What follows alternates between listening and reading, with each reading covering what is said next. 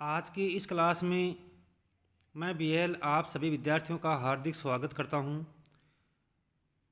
आज की इस क्लास में हम अध्ययन करेंगे कक्षा 12 की पुस्तक। विषय है राजनीति विज्ञान और पुस्तक का नाम है समकालीन विश्व राजनीति।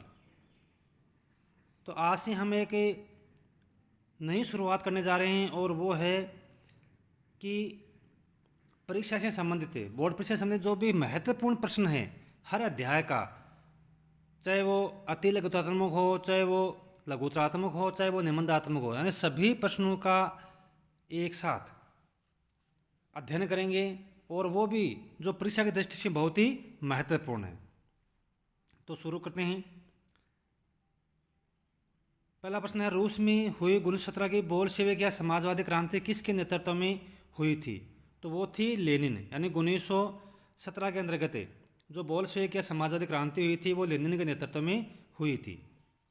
बर्लिन की दीवार है उसका निर्माण कब किया गया था? तो बर्लिन की दीवार का निर्माण किया गया था 1961 में। तो इसमें 2 नंबर आंसर है, ये सही हो गया। 1961 में बर्लिन की दीवार का निर्माण किया गया था। अगला प्रश्न है, सोवियत राजनीतिक प्रणाली की धुरी है वो कौन सी पार्टी थी? कहने का मतलब है कि सोवियत संघ के अंतर्गत जो सारी व्यवस्था है उसका संचालन कौन सी पार्टी के माध्यम से किया जा रहा था? तो वो थी कम्युनिस्ट पार्टी, यानी कम्युनिस्ट पार्टी के माध्यम से सारी व्यवस्थाओं का संचालन किया जा रहा था। अगला प्रश्न है, सोवियत संघ के विभाजन के बाद विश्व पटल पर कितने नए देशों का उद्भव हुआ था? यानी जब सोवियत संघ का विघटन हुआ तो सोवियत संघ से अलग कितने गणराज्य हुए थे एक साथ? तो वो थे 15 गणराज्य। शॉक थेरेपी किस वर्ष से अपनाई गई थी? यानी जब सोवियत संघ का विघटन हो गया तो सोवियत संघ के अंतर्गत जो अर्थव्यवस्था थी उसको एक नए मॉडल के अंतर्गत ढालना था। तो वो व्यवस्था कब अपनाई गई थी? तो वो व्यवस्था अपनाई गई थी 1990 में। फिर आगे, निम्नलिखित अंतर्राष्ट्रीय घटनाओं का कालक्रमानुसार व्यवस्थित कीजिए। यानी ये अंतर्राष्ट्रीय घटनाएं हैं, कौन सी घटना पहले ही कौन सी घटना बाद में, उसको हमें व्यवस्थित रूप से इसमें क्रमानुसार लिखना है। बर्लिन की दीवार का पतन, रूसी क्रांति, सोवियत संघ का विघटन, अफगानिस्तान में सोवियत संघ का हस्तक्षेप। तो इसमें ये 4 बिंदु दिए हुए हैं, कौन सी घटना है इसमें से पहले ही? तो सबसे पहले हुई थी रूसी क्रांति। रूसी क्रांति हुई थी 1917 के अंतर्गत। उसके बाद में अफगान संकट आता है। अफगान संकट हुआ था, यानी अफगान संकट या हम कह सकते हैं कि अफगानिस्तान में सोवियत संघ का हस्तक्षेप। तो ये घटना हुई थी 1979 में। उसके बाद में बर्लिन की दीवार आएगी, क्योंकि 1961 में, जैसा कि हम ऊपर पढ़ चुके हैं, 1961 में बर्लिन की दीवार का पतन हुआ था। और चौथा है सोवियत संघ का विघटन। सोवियत संघ का विघटन हुआ था 1991 में। तो इस प्रकार से यह व्यवस्थित कालक्रम के अनुसार हमने इसको कर दिया है। अगला प्रश्न है, निम्नलिखित में से कौन सा सोवियत संघ के विघटन का परिणाम नहीं है? तो इसमें देखो 3 है। संयुक्त राज्य अमेरिका व सोवियत संघ के बीच विचारधारात्मक लड़ाई का अंत, यानी शीत युद्ध का अंत, और स्वतंत्र राष्ट्र राज्यों के राष्ट्र कुल का जन्म, यानी 15 नए गणराज्यों का जन्म हुआ था। 15 में से 11 राज्य सोवियत संघ के 15 में से 11 जो राज्य थे वो एक राष्ट्र कुल के अंतर्गत शामिल हुए थे। विश्व व्यवस्था के शक्ति संतुलन में बदलाव और मध्य पूर्व में संकट। तो इसमें ये जो घटना है ना 4 नंबर की, ये इससे सोवियत संघ के विघटन का परिणाम में नहीं माना जा सकती। बाकी जो 3 है ये सोवियत संघ के विघटन का परिणाम है। ये तो थे वस्तुनिष्ठ। अब हैं अति लघुतात्मक प्रश्न। तो बर्लिन की दीवार किसका प्रतीक थी? तो पूंजीवाद और साम्यवादी दुनिया के विभाजन का प्रतीक है ये बर्लिन की दीवार। हालांकि अब तो इसको गिरा दिया गया है 1989 में, लेकिन ये पूंजीवाद और साम्यवाद के विभाजन का प्रतीक थी। बर्लिन की दीवार कब हुआ, किसके द्वारा गिरी गई? तो 9 नवंबर 1989 को, और पूर्वी जर्मनी की जनता के द्वारा इसको गिरा दिया गया। बर्लिन की अगला प्रश्न है, बर्लिन की दीवार का गिरना किस ऐतिहासिक घटना को इंगित करता है?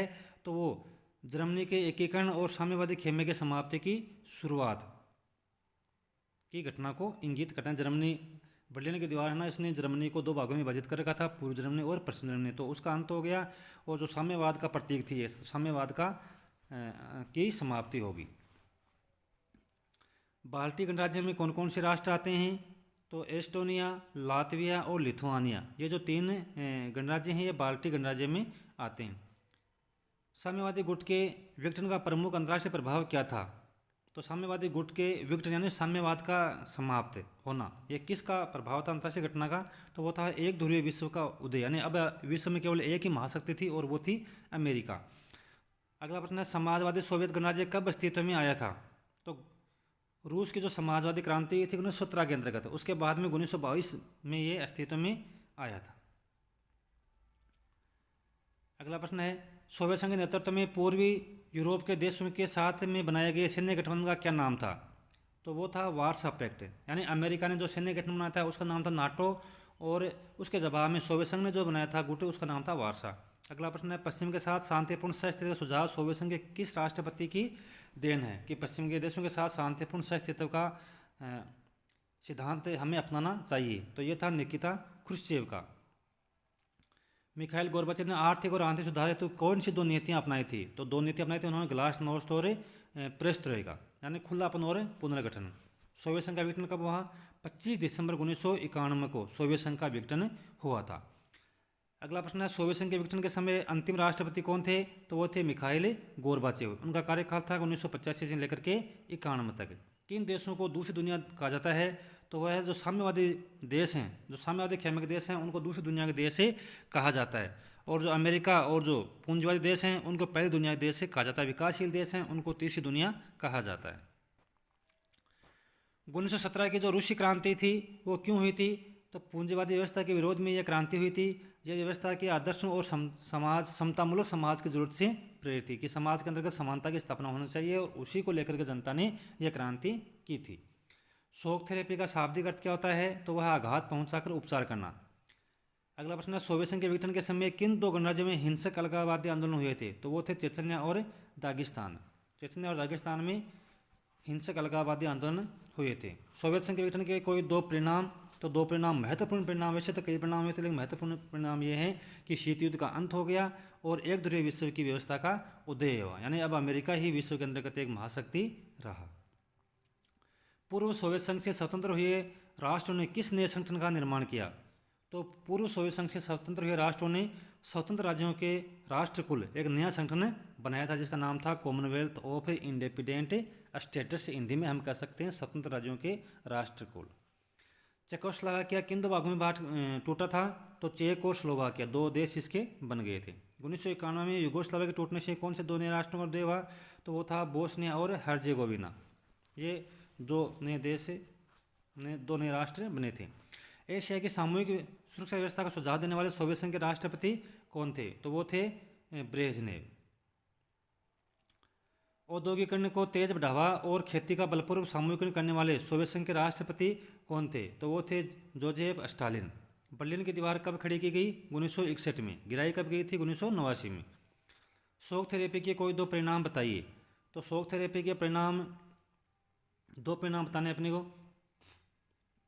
रूस में पूरा राज्य नियंत्रित ढांचा था वो चरमरा गया, सामूहिक खेती की जो प्रणाली थी वो समाप्त हो गई और लोगों को अब खाद्यान्न की कमी उत्पन्न हो गई थी। तो ये दो महत्वपूर्ण परिणाम थे। अगला प्रश्न है, दिसंबर 1991 में सोवियत संघ का विघटन हुआ। यह सोवियत संघ किस वर्ष में कितने राष्ट्रों को मिला करके बनाया गया था? तो दिसंबर 1991 के अंतर्गत सोवियत संघ का विघटन हुआ था। 1922 में सोवियत संघ का गठन हुआ था और 15 राज्यों से मिलकर के यह गणराज्य बना था। सोवियत संघ द्वारा बनाए गए सैन्य संगठन का क्या नाम था? तो उसका नाम था वार्सा पैक्ट। उसको वार्सा पैक्ट जो 14 मई 1955 को इसकी स्थापना हुई थी।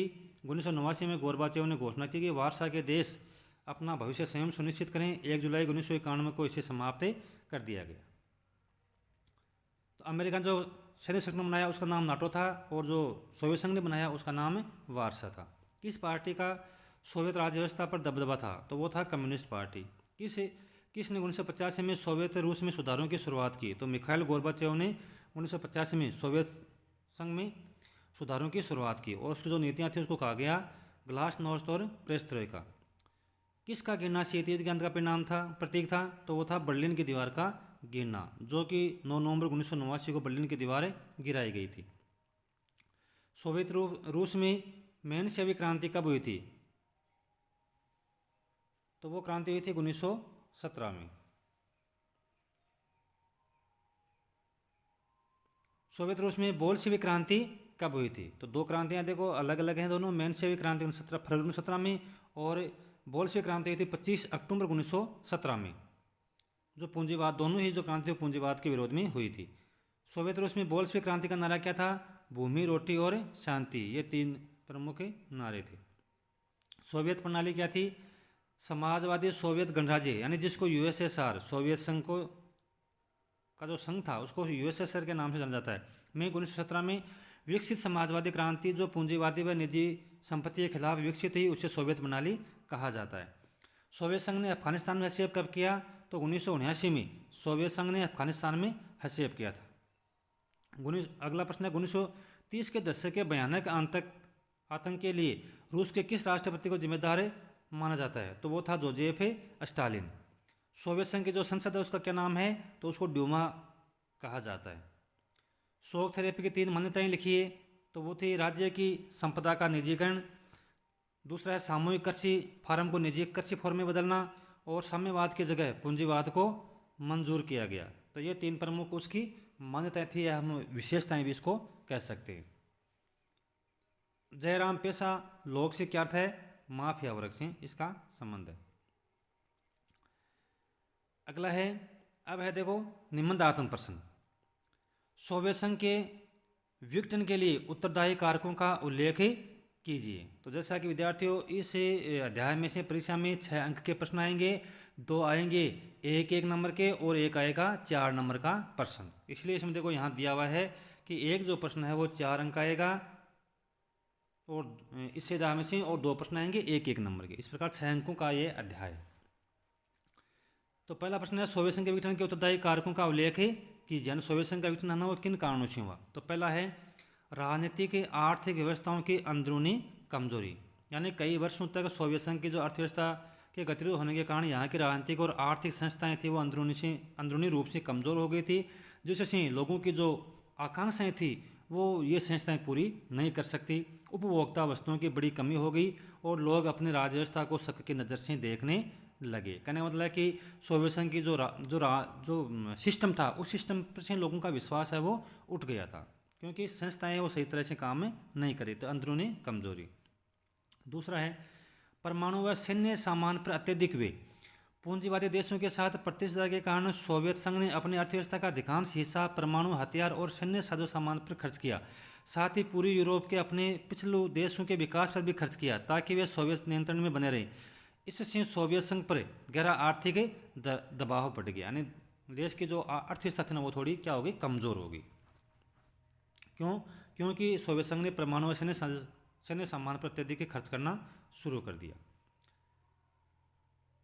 तीसरा है लोगों को पश्चिमी देशों की तुलना में सोवियत अर्थव्यवस्था के पिछड़ेपन की पहचान हो जाना, यानी जो पश्चिमी देश थे उनको ये पहचान हो गई कि सोवियत संघ की जो अर्थव्यवस्था है वो दिन दिन खराब होती जा रही है। इससे वहाँ के लोगों को राजनीतिक और यानी कहाँ के लोगों को, सोवियत संघ के लोगों को राजनीतिक और मनोवैज्ञानिक रूप से गहरा धक्का लगा। अगला प्रश्न है, अगला पॉइंट है प्रशासनिक और राजनीतिक रूप से गतिरोधता। प्रशासनिक गतिरोधता कम्युनिस्ट पार्टी का जनता के प्रति जवाबदेह नहीं रहना, भारी भ्रष्टाचार, शासन में ज़्यादा खुलापन लाने की अनिच्छा तथा सत्ता का केंद्रीकृत रूप आदि के कारण सरकार का जनाधार है वो कह सकता चला गया। अगला है पॉइंट गोरबाचेव की समर्थन की समाप्ति।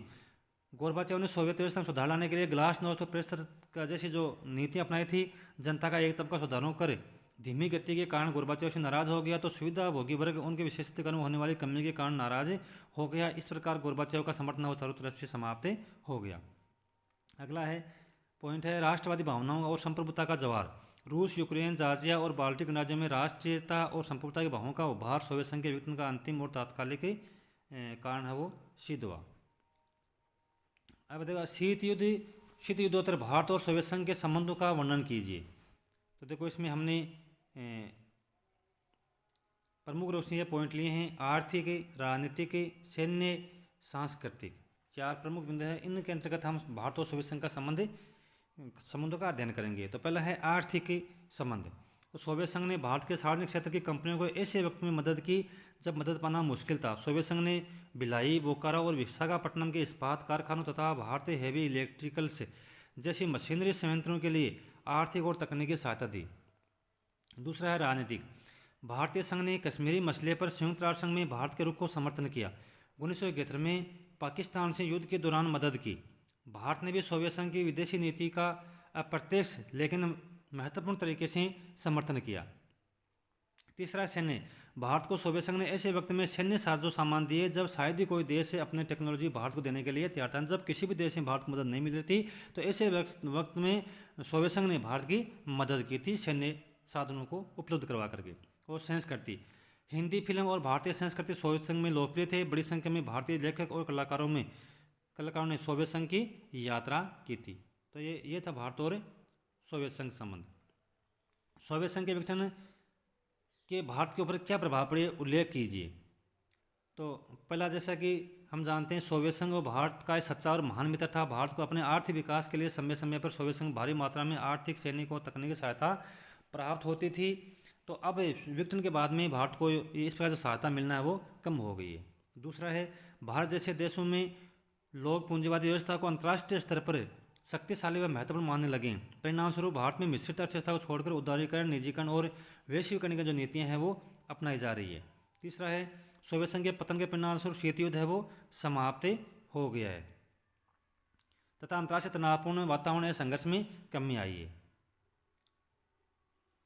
जिससे अंतर्राष्ट्रीय शांति की संभावना दिखाई देने लगी। परिणाम स्वरूप क्या हुआ, भारत जैसे देशों ने अपने विकास की तरफ है वो अधिक ध्यान देना शुरू किया है।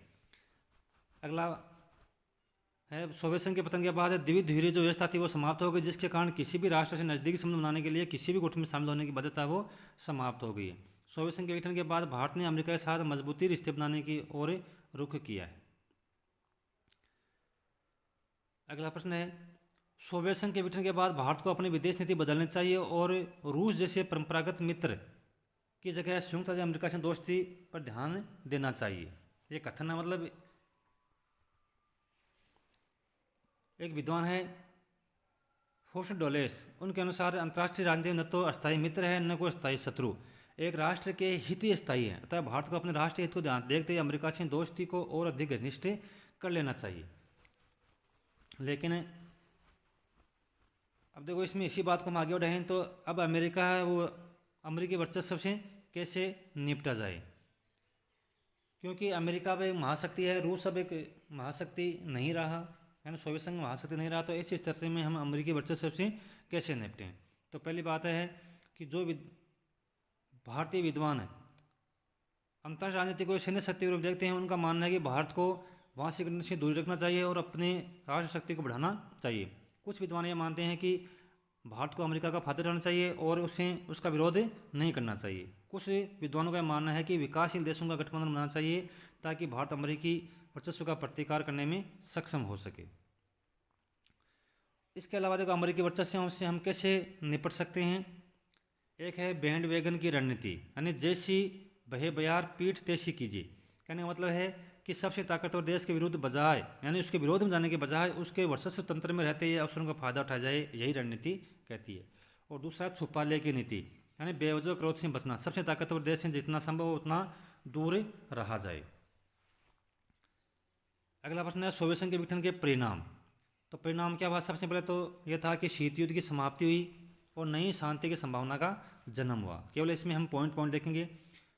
दूसरा है, विश्व राजनीति में शक्ति संबंध बदल गए, यानी अब शक्ति संबंध ना वो नहीं रहे। अब पहले जो दोनों महाशक्तियाँ थी, अब केवल एक ही महाशक्ति रह गई। तीसरा, सोवियत खेमे के अंत का एक अर्थ नए देशों का उदय, यानी कई नए देशों का उदय हुआ। अब सोवियत संघ से अलग होकर के 15 लगभग नए देश बने थे। तो ये थे महत्वपूर्ण प्रश्न, पहला अध्याय। तो आज की इस क्लास के अंतर्गत हमने अति लघुतरात्मक, लघुतरात्मक और निबंधात्मक तीनों तरह के प्रश्न इसमें से हमने देख लिए।